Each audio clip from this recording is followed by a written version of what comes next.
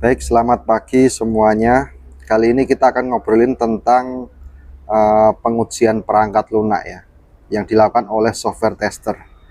Nah, seperti biasa, untuk teorinya simpel banget. Misalnya kita harus menguji sebuah aplikasi. Nah, aplikasi itu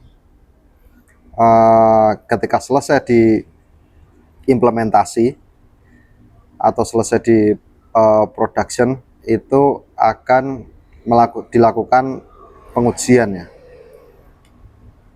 Nah, pengujian itu secara sederhana menggunakan, yang pertama pasti yang digunakan itu adalah whiteboard dan blackboard. Nah, jadi di situ misalnya ada aplikasi yang di dalamnya adalah kita memasukkan sebuah data, misalnya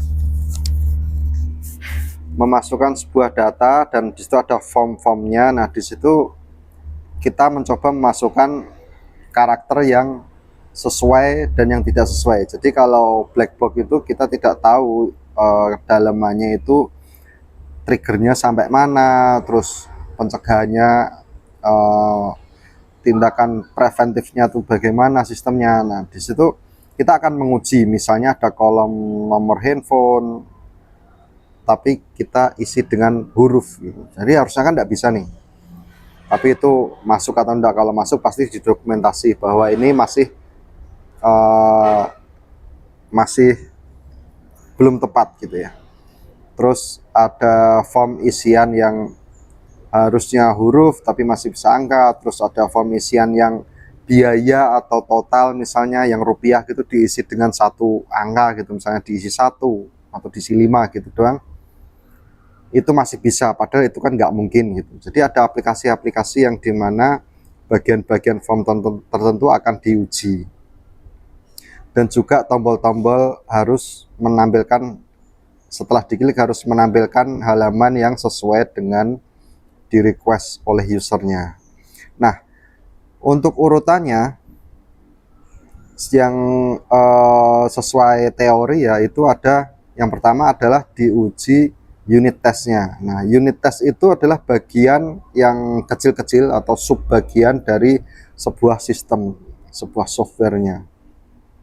Jadi misalnya ada platform membuat software ya, aplikasi atau platform e-commerce gitu. Nanti diuji tentang ketika pembayaran bagaimana, terus ketika check out itu bagaimana, terus ketika memasukkan keranjang itu bagaimana jalan atau enggak. Jadi bagian unit kecil itu akan diuji di masing-masing software tester ya, sesuai dengan jatah pengujiannya.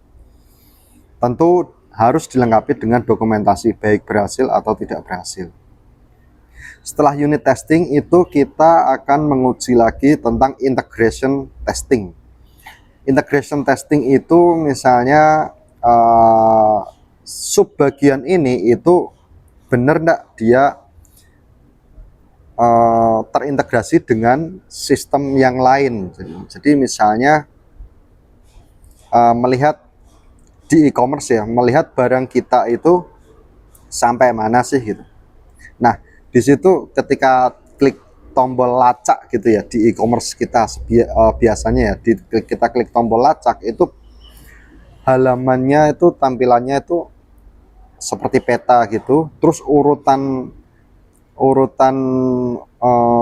misal paket kita sampai mana itu kan merequest dari database-nya sistem lain ya, di database logistik di sistem lain, bisa JNE, JNT dan lain-lain ya.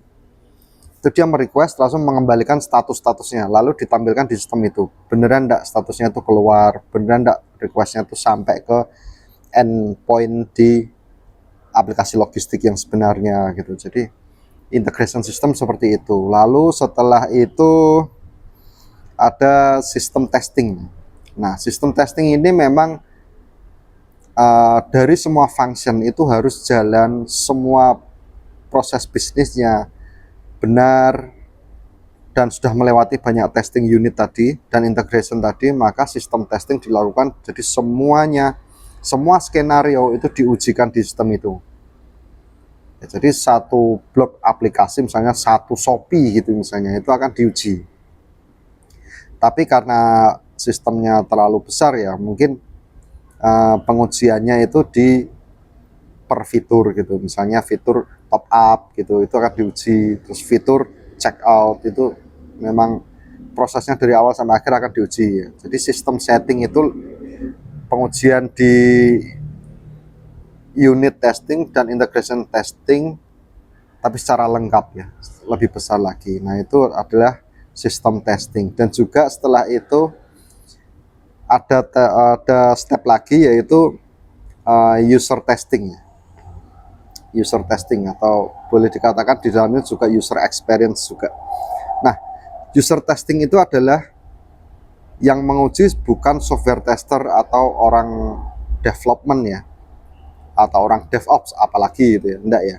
Jadi yang mengetes atau menguji itu adalah user biasa yang benar-benar tidak tahu dalamannya. Nah, jadi mungkin akan dites sama user biasa apakah tujuannya membuka aplikasi itu tujuannya tercapai, dia pengen dapat apa, tahu apa itu benar-benar tercapai, dapat informasi yang diharapkan itu benar-benar dapat sampai ke user. Itu bisa sebagai ukuran ya, misalnya sekalian misalnya user itu kalau tanpa banyak tanya terus dia sampai berhasil ke tujuan akhirnya, berarti sistem itu semakin berhasil ya. Petunjuk-petunjuknya di dalamnya lengkap, warna tombol itu tidak salah, misalnya warna sukses itu bukan hijau jadi aneh gitu, biasanya warna hapus itu harusnya merah tapi dikasih warna lainnya, pasti banyak ambigu nanti UI-nya ya, user interface-nya itu akan ambigu dan itu experience-nya tidak akan bagus. Nah, tadi satu kuncinya ya, kalau user itu tidak banyak tanya dan targetnya itu berhasil, apa yang diharapkan dari aplikasi itu, apa yang ingin didapatkan oleh user dapat tanpa banyak tanya, berarti sistem itu akan semakin berhasil. Jadi boleh dibilang UI UX-nya berhasil. Oke, sebagai tambahan, jika kita di industri software ya, di software development di perusahaan gitu, memang tidak hanya sekedar ini testingnya. Tentu testing itu akan dilakukan juga oleh di sistem arsitekturnya atau di sysadminnya gitu. Jadi semuanya akan memantau tidak lama setelah proses software ini diuji. Jadi akan dipantau terus. Nah, salah satu contohnya adalah software tester itu melakukan testing jalan ini. Nanti sysadminnya atau mungkin sistem arsitekturnya itu akan melihat, karena masih tester, jadi semuanya akan dicatat lognya di log web service-nya, mungkin itu akan tercatat semua. Mungkin bisa aja itu tidak akan dicatat kalau sudah selesai gitu, tapi masih testing pasti dicatat. Dan function apa tercatat di dalam function itu, ketika user testing itu klik tombol tertentu, maka query yang berjalan itu berapa query-nya benar enggak, atau query-nya itu running-nya itu waktunya lama atau sebentar atau cepat gitu. Jadi query itu pun dites di lognya kan terlihat ya, itu kan akan terlihat. Maka ternyata ada satu halaman nih yang diklik hanya ingin melihat data produk misalnya yang di keranjangnya misalnya, tapi kok query yang jalan banyak sekali itu. Harusnya itu sesuai rencana awal, query-nya itu cukup beberapa kali atau 2 kali saja.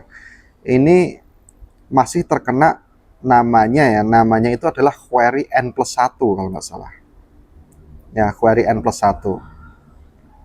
Jadi ada query pertama ngeload nama detail barangnya, produknya gitu ya. Atau bukan, query pertama ngeload ID barang yang sudah disimpan oleh user A gitu. Nah, ID-nya apa saja? Di dalam perulangan ID itu, setiap ID itu dilakukan query lagi. Dari ID itu mengambil detail dari nama produknya. Jadi kalau listnya itu ada 100, maka query yang jalan juga akan 100 plus 1 di awal tadi yang ngeload semua barang yang ditaruh di keranjang gitu. Jadi yang pertama ngeload ID, di loop jadi 100, setiap ID di load itu melakukan request lagi ke menggunakan query. Jadi query-nya ada 100 plus 1. Nah, itu sangat memberatkan. Kalau diuji itu sangat terlihat sekali ya. Jadi memang nggak boleh seperti itu.